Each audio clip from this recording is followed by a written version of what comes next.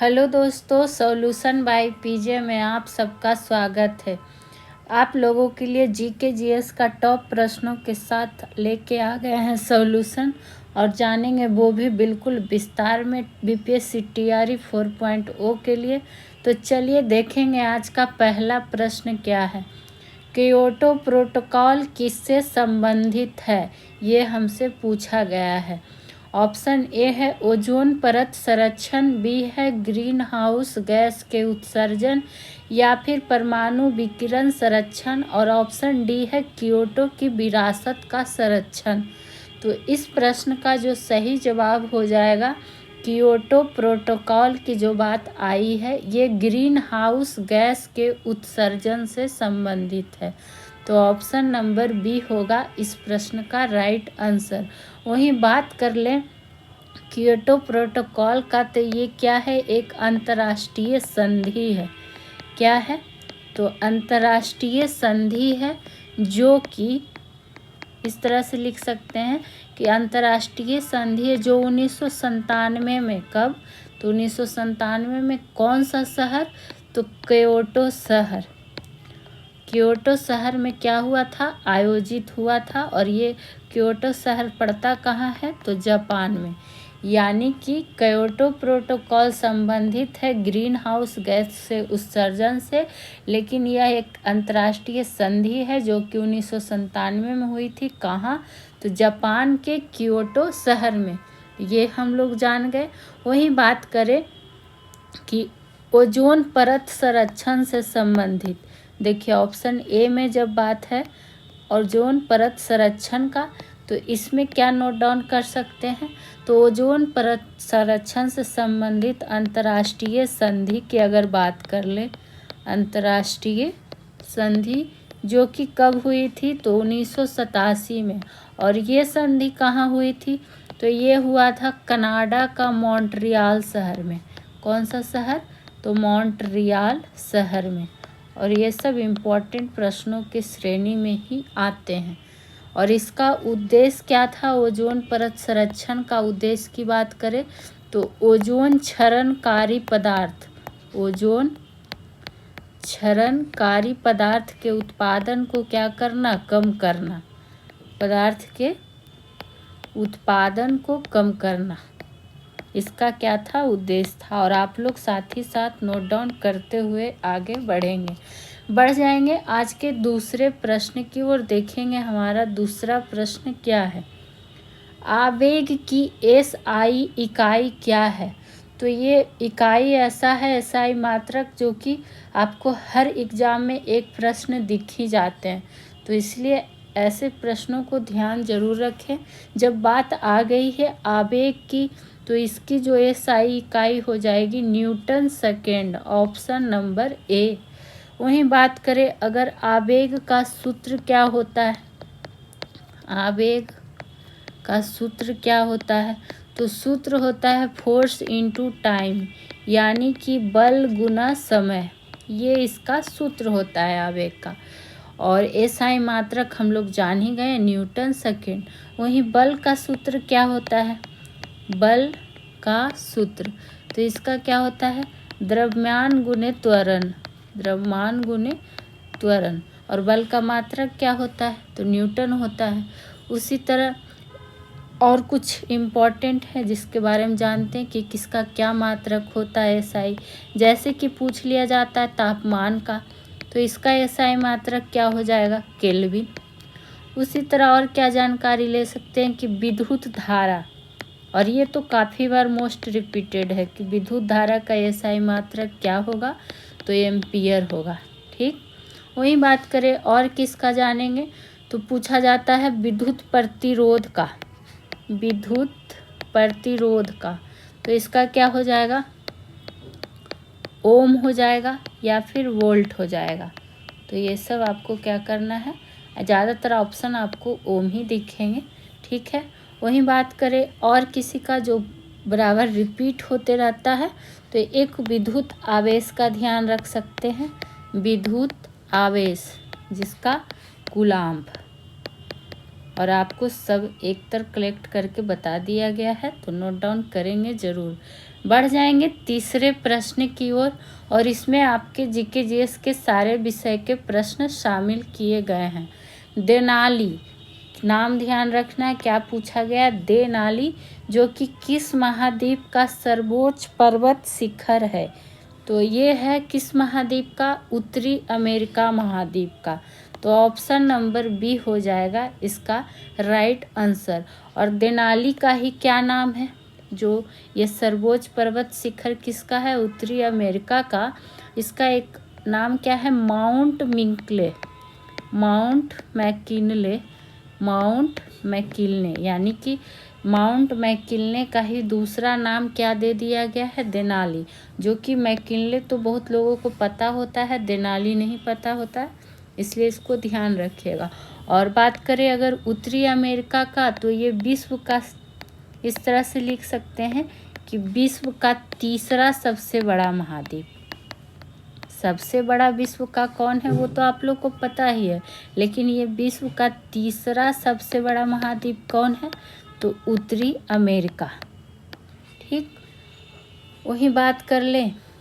और क्या एक नाम होता है क्या, माउंट एलबरूस, माउंट एलबरूस, जो कि परीक्षा में काफ़ी बार रिपीट तो होते रहता है।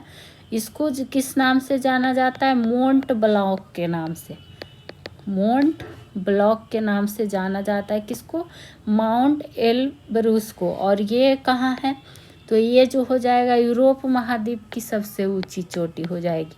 कहाँ की, तो यूरोप महाद्वीप की सबसे ऊंची चोटी कौन हो जाएगी, माउंट एलबरूस, ऊंची चोटी, ये ध्यान रखिएगा।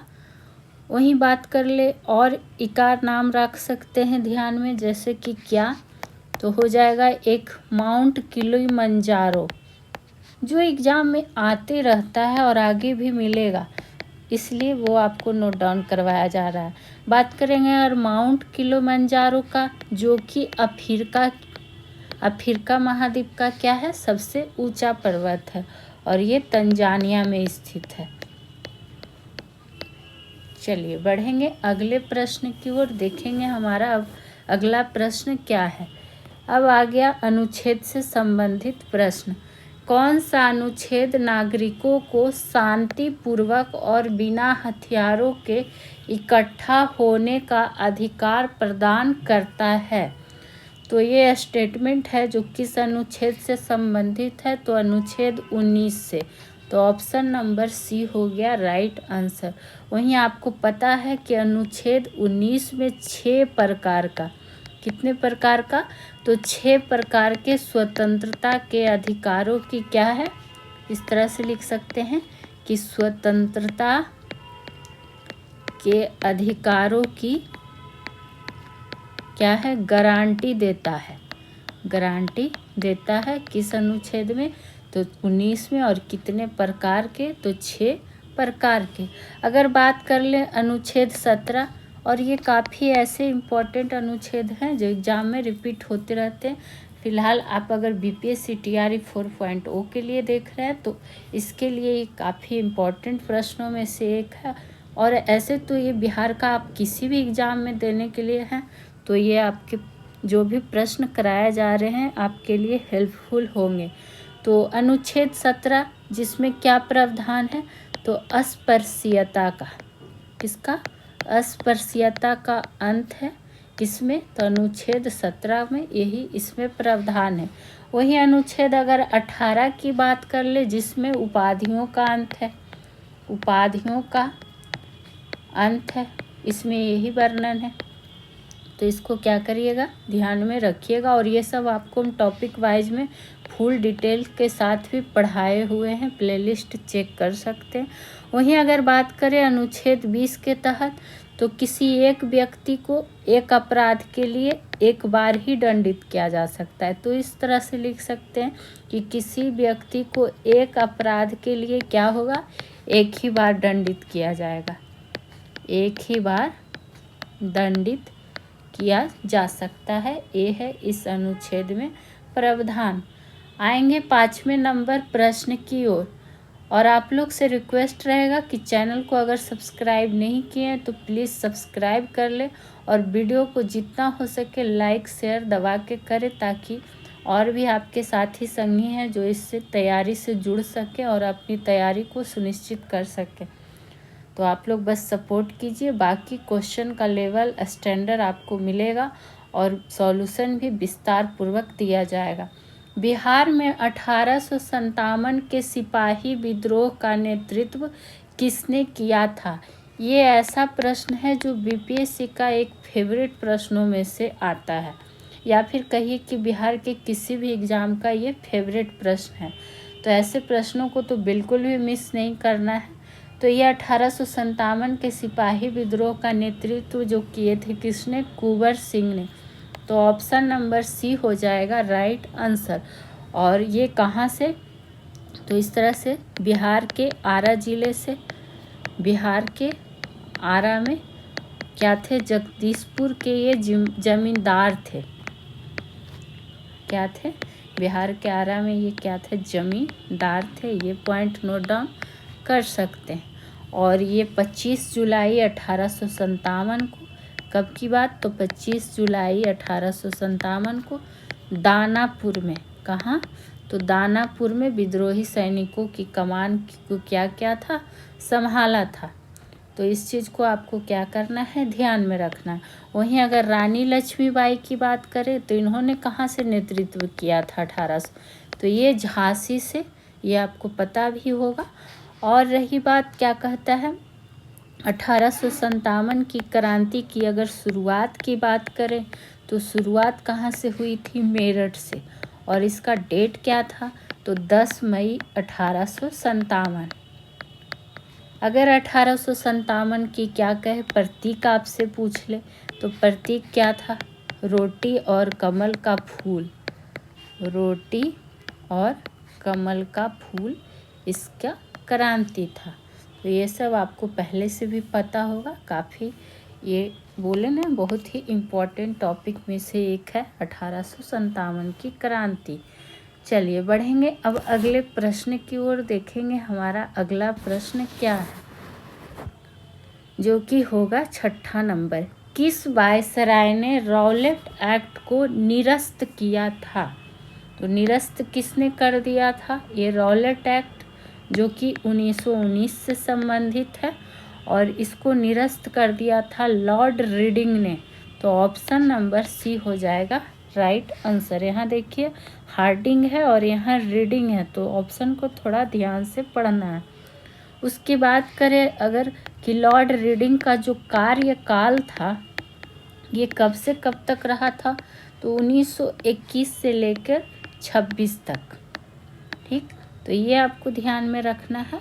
और इसी के कार्यकाल के दौरान, यानी कि लॉर्ड रीडिंग के कार्यकाल के दौरान ही 1921 की एक घटना है जो एग्जाम में पूछी जाती है। केरल में क्या हुआ था? मोपला विद्रोह हुआ था। कौन सा विद्रोह? मोपला विद्रोह। तो इस पॉइंट को भी इसमें ऐड आपको कर लेना है। वहीं बात करें कि यहाँ देखिए ध्यान आपको ये देना है कि जब पूछेगा कि निरस्त किसके शासनकाल में हुआ था तब तो जान गए कि लॉर्ड रीडिंग, लेकिन यही रॉलेट एक्ट अगर पूछे कि पारित किसके शासनकाल में हुआ था तब लॉर्ड चेम्सफोर्ड, चूँकि 1919 की बात है और उस टाइम शासन इसका था। तो पारित जब पूछेगा तो लॉर्ड चेम्सफोर्ड और निरस्त किसने किया?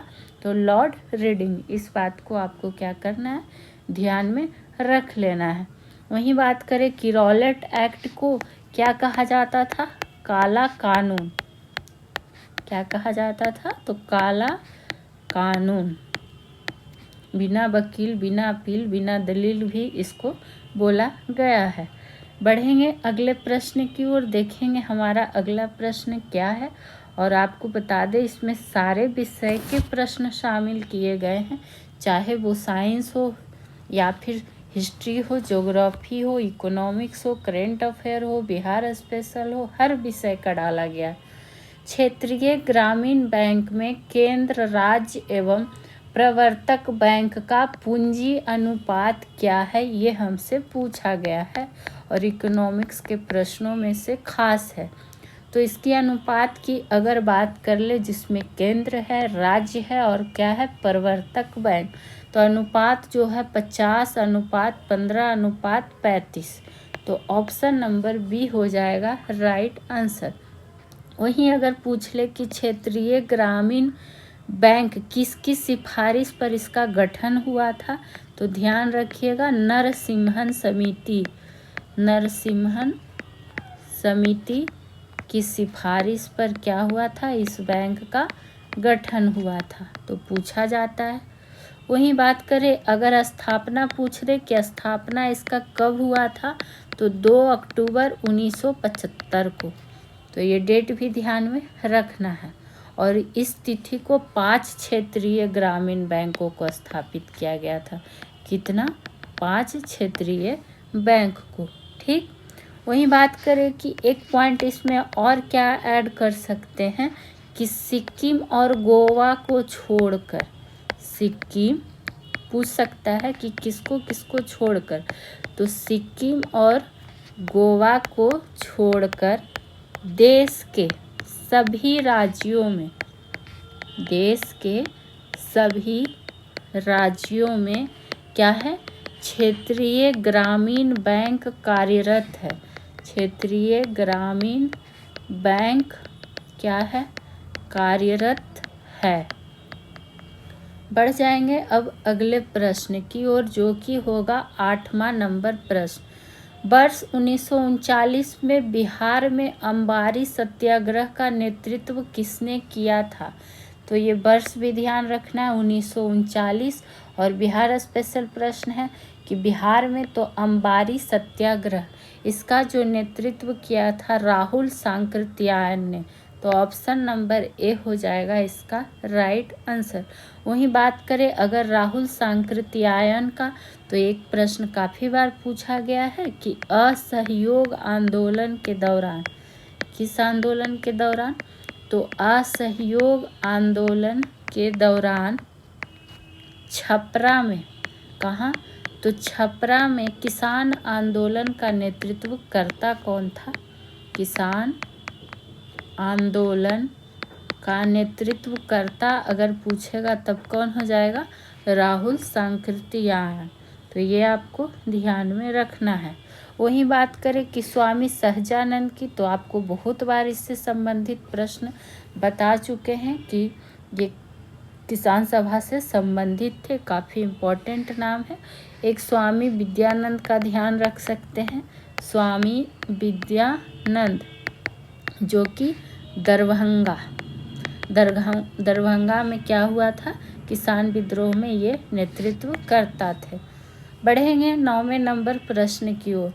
भारतीय बजट प्रणाली का जनक किसे कहा जाता है? तो ये कहा जाता है जेम्स विल्सन को, जो कि ऑप्शन नंबर ए में ही है। और ध्यान रखना है किस प्रणाली का जनक। वहीं बात करें कि भारत में जो जेम्स विल्सन है, इसके द्वारा कब बजट पेश किया गया था? तो 18 फरवरी 1860 को क्या किया गया था? बजट पेश किया गया था। ये पॉइंट इम्पोर्टेंट है, काफ़ी बार पूछा हुआ गया है। वहीं अगर बात कर ले, क्या पूछ लिया जाता है कि संविधान में किस अनुच्छेद में बजट का उल्लेख है? तो अनुच्छेद 112 किससे संबंधित है? तो वार्षिक वित्तीय विवरण यानी कि बजट का उल्लेख है। ये चीज़ आपको ध्यान में रखना है। बस इसमें और ऐसा कुछ। वहीं बात करें अगर कि बजट से पहले, एक दिन पहले वित्त मंत्रालय द्वारा आर्थिक समीक्षा संसद में रखा जाता है, ये चीज़ पता भी होगा आपको। बढ़ेंगे 10वें नंबर प्रश्न की ओर। और आप लोग से प्लीज़ रिक्वेस्ट रहेगा कि अगर आपको वीडियो अच्छा लगता है तो लाइक शेयर करना ना भूलें और चैनल को सब्सक्राइब कर लें। बेल आइकन पे भी क्लिक कर लेंगे ताकि आपको आने वाली वीडियो की नोटिफिकेशन मिलती रहे। बढ़ेंगे 10वें ओर। ग्लोबल इकोनॉमिक आउटलुक रिपोर्ट किसके द्वारा जारी किया गया है? तो ये जो जारी किया गया है IMF द्वारा। तो ऑप्शन नंबर बी होगा इसका राइट आंसर। और ये नाम ध्यान रखना है, ग्लोबल इकोनॉमिक आउटलुक रिपोर्ट। तो इसमें कुछ है नहीं ऐसा लिखवाने के लिए, आप लोग को ऐसे ही बहुत चीज़ पढ़ना है। तो जहाँ लगेगा कि कुछ इम्पोर्टेंट पॉइंट इससे देना है, वहाँ हम आपको खुद लिखवाते हुए चलेंगे। आएंगे 11 नंबर पे, पंपास में पाए जाने वाले घास के मैदान का स्थानीय नाम क्या है? ये हमसे पूछा गया है। कहाँ का? यानी कि पूछ क्या रहा है कि ये पंपास जो है ये कहाँ पाया जाता है, सीधा सीधी, और इसका स्थानीय नाम ही वही पूछ लिया गया कि कहाँ पाया जाता है, जिसका नाम क्या है? पंपास है। तो ये है जो अर्जेंटीना में पाया जाता है। तो ऑप्शन नंबर डी होगा इस प्रश्न का राइट आंसर। वहीं अगर बात करें ऑस्ट्रेलिया में पाए जाने वाले घास का मैदान का स्थानीय नाम का, तो वो होगा डाउन्स। क्या हो जाएगा? डाउन्स। तो ये हो गया। इस तरह से इसको प्रश्न कर लीजिए कि पंपास पाए जाने वाले घास के मैदान का स्थानीय नाम कहाँ कर लीजिएगा कि कहाँ पाए जाने वाले का नाम है, ठीक है। वहीं बात करें ब्राज़ील में घास के मैदान का क्या नाम है, स्थानीय नाम? तो कंपोज। और ये गिना चुना है जो रिपीट होते रहता है, इसीलिए आपको लाया गया। बात करेंगे अगर वेनेजुएला का, तो यहाँ का जो स्थानीय नाम है घास का, लानोस। क्या है? लानोस। ये ध्यान आपको रख लेना है। चलिए बढ़ेंगे अगले प्रश्न की ओर, देखेंगे अगला प्रश्न क्या है। बिहार के उत्तर पश्चिम भूमि की शिवालिक श्रेणियों का निर्माण किस काल में हुआ था? काल हमसे पूछा गया है। तो ये हुआ था मध्य मायोसीन काल में। ऑप्शन नंबर बी होगा राइट आंसर। और ये दिशा भी ध्यान रखना है, बिहार के उत्तर पश्चिम भूमि की वो भी शिवालिक श्रेणी का निर्माण हुआ है। और उसी काल में, कौन सा काल? मध्य मायोसीन काल में। और आपको पता है शिवालिक पर्वत है जो भारत का क्या है? सबसे नवीनतम पर्वत है। सबसे नवीनतम पर्वत कौन सा है? शिवालिक। ये तो पता भी होगा। वहीं बात करें अगर बिहार की, तो इस तरह से एक पॉइंट इम्पॉर्टेंट है कि बिहार का प्राचीन भूगर्भिक, चूँकि ये प्रश्न काफ़ी बार पूछा गया है कि भूगर्भिक इतिहास चतुर्थ कल्प, यही पूछा गया कौन सा कल्प? तो चतुर्थ कल्प से लेकर कहाँ तक फैला हुआ है, कौन सा कल्प तक? तो कैम्ब्रियन पूर्व कल्प तक क्या है? फैला हुआ है। और बिहार का जो मैदान है वो चतुर्थ कल्प से ही संबंधित है। तो वो भी लिख सकते हैं कि बिहार का, ये तो कहाँ से कहाँ तक था बताया गया कि बिहार का मैदान कौन सा कल्प में संबंधित है? तो चौथा कल्प से संबंधित है। आप लोग नोट डाउन जरूर करेंगे, आप ही लोग के लिए लिखा जाता है इतना डिटेल में, ताकि आप अपना नोट्स तैयार कर सके। रिवीजन आपको एग्ज़ाम के टाइम करने में आसानी होगा। बात करेंगे अब 13 नंबर प्रश्न की। देखेंगे 13 नंबर प्रश्न में क्या है। 1949 में भारत सरकार द्वारा नियुक्त राष्ट्रीय आय समिति का अध्यक्ष कौन था? ये कब की बात हो रही है? तो 1949 की। और उस टाइम राष्ट्रीय आय समिति का अध्यक्ष PC महालनोबिस। तो ऑप्शन नंबर बी होगा राइट आंसर। और सदस्य की अगर बात कर ले उस टाइम, तो इसमें जो सदस्य का नाम भी अगर ध्यान रख सकते हैं क्या, कि आर गॉडगिल और एक कौन थे? BK RV राव, जो कि ऑप्शन नंबर सी में दिया हुआ भी है। ये सब इससे सदस्य संबंधित थे। वहीं बात करें इनके जन्म दिवस के रूप में PC महालनोबिस के जन्म दिवस के रूप में क्या मनाया जाता है? राष्ट्रीय सांख्यिकी दिवस। यानी इनके जन्म दिवस के अवसर पर क्या मनाया जाता है? राष्ट्रीय सांख्यिकी दिवस। ठीक, ये आपको ध्यान में रख लेना है, चूँकि भारतीय सांख्यिकी संस्थान के ये क्या थे? संस्थापक थे। भारतीय सांख्यिकी संस्थान के संस्थापक।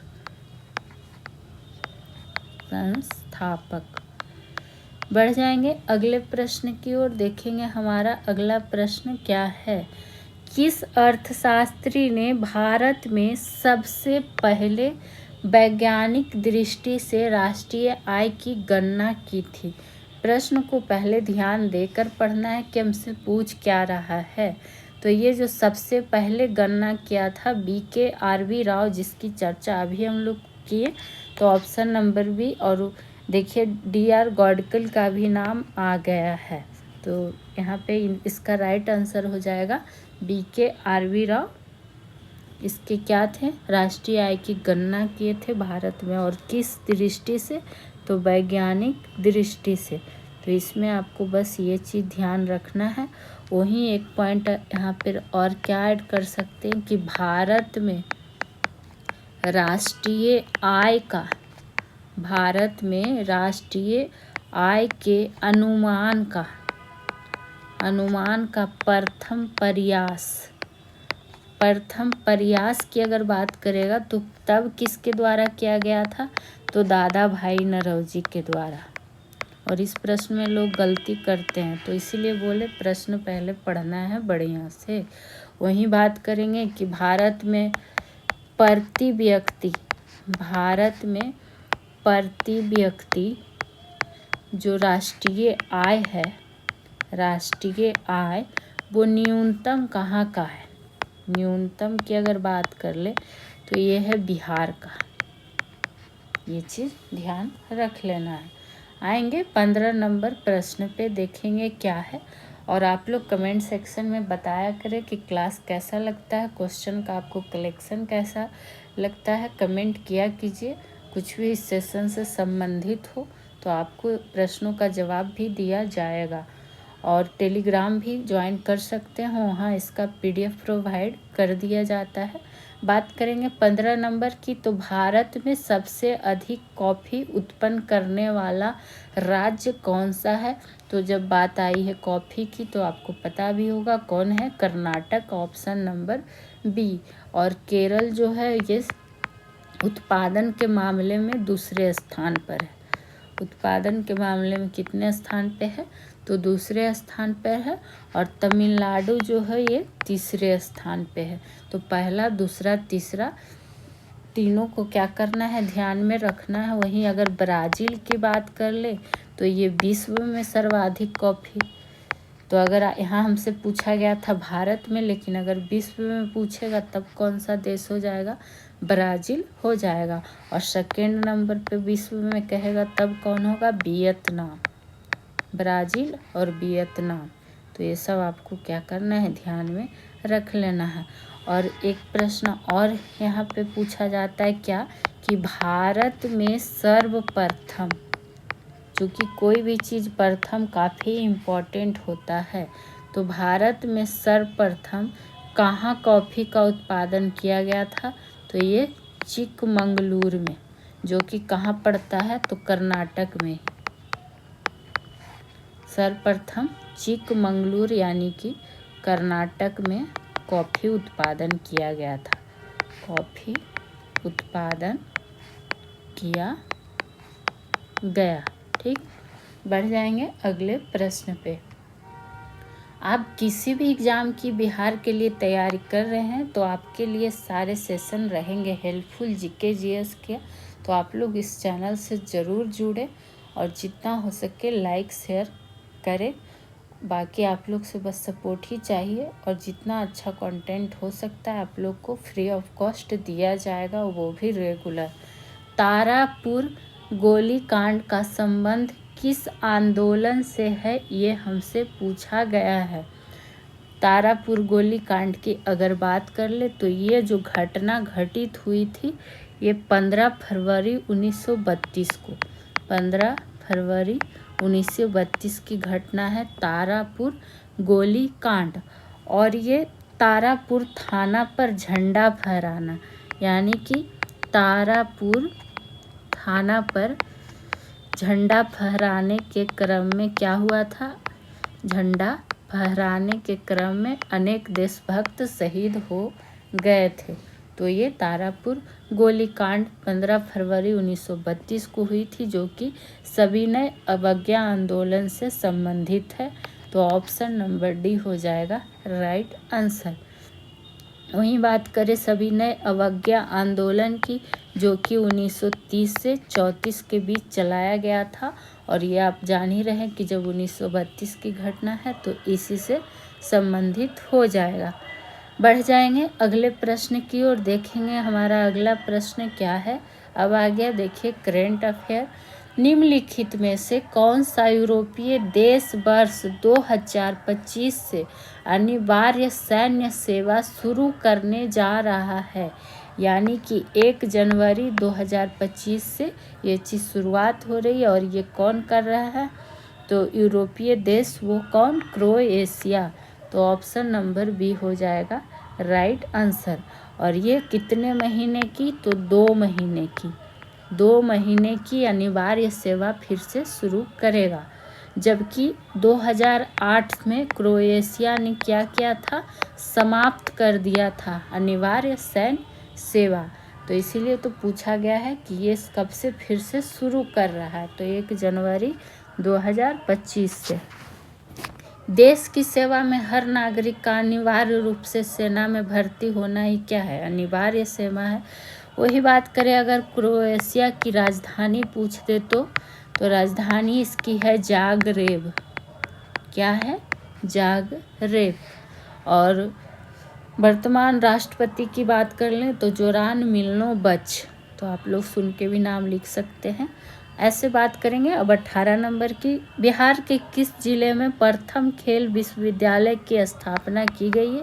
ये बिहार से संबंधित प्रश्नों में है, काफ़ी इम्पोर्टेंट प्रश्न। तो इसकी जो घोषणा की गई थी वो नालंदा का राजगीर में। तो ऑप्शन नंबर बी हो जाएगा राइट आंसर। राज्य का पहला खेल विश्वविद्यालय है इसलिए। और इसमें जो महिला के लिए सीटें आरक्षित रहेंगी कितना, तो 33.33% इसमें सीट क्या है, महिला के लिए आरक्षित है। और उद्घाटन किनके द्वारा किया गया था, तो सीएम नीतीश कुमार जी के द्वारा, जो बिहार के मुख्यमंत्री हैं। और चलिए इतना ही इसमें, बाकी तो इसमें अभी आप जान ही रहे हैं कि खेल शुरू भी हो चुका है। ये घोषणा का हमसे पूछा गया था। अब बात करेंगे 19वें नंबर पर जाने से पहले, जो कि डेली आपसे 3 प्रश्न पूछा जाता है। तो आज किस विषय का प्रश्न आपसे पूछा जाए, तो आज चलिए पूछ लेते हैं। बिहार की बात आई है तो बिहार स्पेशल से ही 3 प्रश्न। और इसका आप लोग से आशा रहेगा कि कमेंट सेक्शन में जो भी लोग पूरा वीडियो देखते हैं कमेंट किया करेंगे। पहला प्रश्न है आज का कि बिहार में जल जीवन हरियाली अभियान की शुरुआत कब की गई थी, ये बताना है। दूसरा प्रश्न, बिहार के कोसी प्रमंडल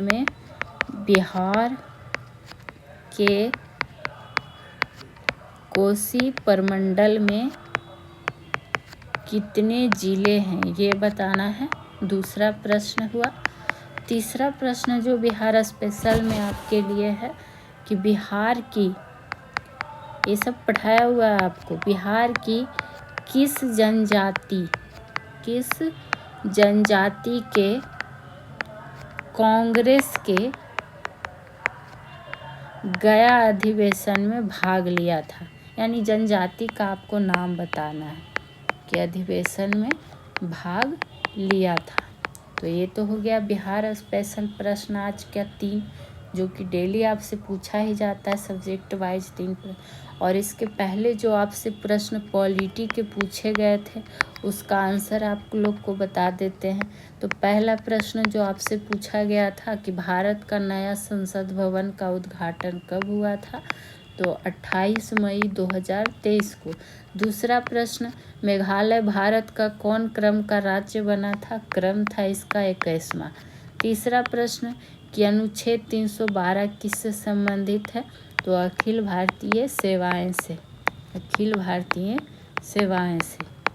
तो ये तो हो गया हमारा प्रश्न और उत्तर का, जो कि डेली ही चलता रहेगा, बढ़ जाएंगे। अब 19वें नंबर प्रश्न की ओर, निम्नलिखित में से कौन सा जहाज निर्माण से संबंधित है, तो जहाज निर्माण से जो इसमें संबंधित हो जाएगा युक्ति कल्पतरु, तो ऑप्शन नंबर सी इस प्रश्न का होगा सही जवाब। चूँकि ये क्या है, पुस्तक है जो किससे संबंधित है, जहाज निर्माण से संबंधित है। और इसमें क्या है, जहाज का निर्माण प्रणाली से सिद्धांत और नियमों को क्या करता है, ज्ञान देता है। वहीं इस पुस्तक की जो रचना है किसके द्वारा की गई थी, तो रचना जो की गई थी किसके द्वारा, राजा, क्या इस तरह से लिख सकते हैं, रचना जो किया गया था परमार वंश का शासक, परमार वंश का शासक कौन था, भोज द्वारा, भोज द्वारा इस पुस्तक की रचना की गई थी। ठीक, लेकिन यही पुस्तक का अगर संस्कृत में पूछे कि रचनाकार कौन था, तो संस्कृत में ईश्वर चंद्र के द्वारा, किसके द्वारा, तो ईश्वर चंद्र शास्त्री के द्वारा। और इसमें एक बुक और ध्यान सकते हैं, लीलावती, जो कि एक गणित विषय पर एक ग्रंथ है, और ये किसके द्वारा, तो क्या नाम ध्यान रख सकते हैं, भास्कराचार्य, भास्कराचार्य, और काफ़ी बार पूछा हुआ भी है। बढ़ेंगे आज के 20वें नंबर प्रश्न की ओर, चंद्र वर्ष सौर वर्ष से कितना कम होता है, हमसे कम पूछा गया है, कौन सा, चंद्र वर्ष और सौर वर्ष में, तो ये जो होता है सौर वर्ष से 11 दिन कम होता है। तो ऑप्शन नंबर बी होगा राइट आंसर। अब सौर वर्ष की बात करें कि सौर वर्ष क्या, तो सौर वर्ष कहने का मतलब कि जो पृथ्वी द्वारा सूर्य के चारों ओर अपनी कक्षा में परिक्रमा में लगा हुआ समय, परिक्रमा करने में लगा हुआ समय ही क्या कहलाता है, सौर वर्ष कहलाता है। ठीक, और एक सौर वर्ष की अगर बात कर ले, एक सौर वर्ष, एक एक पॉइंट जो इससे संबंधित आपको लिखवाया बताया जाता है वो आप लोग के लिए काफ़ी इम्पोर्टेंट होता है, तो नोट डाउन करेंगे ज़रूर। 365 दिन, 5 घंटा 48 मिनट और क्या कहता है 46 सेकेंड होता है, ये ध्यान डाटा रख सकते हैं। और सौर वर्ष से 11 दिन 3 घंटा 48 पल, चंद्र वर्ष क्या होता है, छोटा होता है। वही अगर आपसे पूछे कि एक चंद्र वर्ष में कितना दिन होता है, तो 354 दिन होता है। ठीक, अब बढ़ जाएंगे आज के लास्ट प्रश्न की ओर, जो कि है हमारा 21वां नंबर प्रश्न।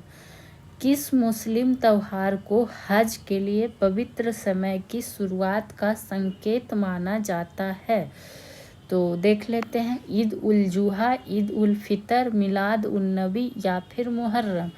तो इसको हज के लिए पवित्र समय का, तो ये हो जाता है Eid ul Zuha, option number A. और किसका संकेत माना जाता है, तो हज के लिए पवित्र समय। वही बात करें कि ये जो त्यौहार है ईद उल जुहा, ये इस्लामी